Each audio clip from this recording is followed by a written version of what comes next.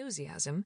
For example, when slavery was abolished in 1888, as mentioned by Lima Barreto, when Princess Isabel announced the long-awaited decree from the balcony of the Paco Imperial, people crowded into the square below.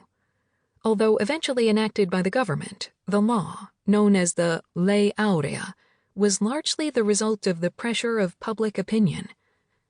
As important as it was, the law nonetheless did very little to integrate those Brazilians who had enjoyed neither citizenship nor rights for so long. It illustrates a recurring pattern. Many such acts were followed by political and social setbacks, projects that failed to produce an inclusive society, a republic devoid of republican values, as described by Lima Barreto. This is the reason why comings and goings, advances and setbacks are so much a part of Brazilian history, a history that might be characterized as mestizo, in a sense, like the Brazilian people. It is a history providing multiple and at times ambivalent answers, one that cannot be interpreted in terms of the traditionally celebrated dates and events, nor can it be traced through objective considerations alone, nor in terms of a clear-cut evolution. Brazil's history is an amalgam generating different forms of memory. It is mestizo not only because it is a mixture, but also clearly a separation. In a country characterized by the power of the landowners, many of whom own immense estates, each the size of a city, authoritarianism and personal interest have always been deeply rooted, undermining the free exercise of civic power, weakening public institutions, and consequently the struggle for people's rights.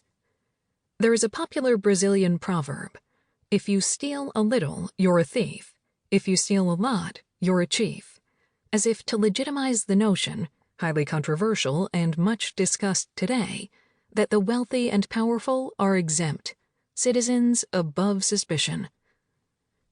There is a further trait which, as a social rather than a natural construction, is not endemic, but is nevertheless shockingly resistant to improvement and a constant presence in Brazilian history. The logic and language of violence are deeply embedded determinants of Brazilian culture. Violence has characterized Brazilian history since the earliest days of colonization, marked as they were by the institution of slavery. This history of violence has permeated Brazilian society as a whole, spreading throughout, virtually naturalized. Although slavery is no longer practiced in Brazil, its legacy casts a long shadow. The experience of violence and pain is repeated, dispersed, and persists in modern Brazilian society, affecting so many aspects of people's lives. Brazil was the last Western country to abolish slavery, and today it continues to be the champion of social inequality and racism, which, albeit veiled, is equally perverse. Although there is no legal form of discrimination, the poor, and above all black people, are the most harshly treated by the justice system, have the shortest lifespan, the least access to higher education, and to highly qualified jobs. The indelible mark of slavery conditions Brazilian culture. The country defines itself on the basis of gradations of skin color. Whereas those who achieve success become whiter, those who become impoverished become darker. But Brazilian self-identity does not end with this porous sense of ethnicity, for there is racial inclusion in many of the country's best-known cultural activities: capoeira, candomblé, samba, football. Brazilian music and culture are mestizo in both their origin and singularity.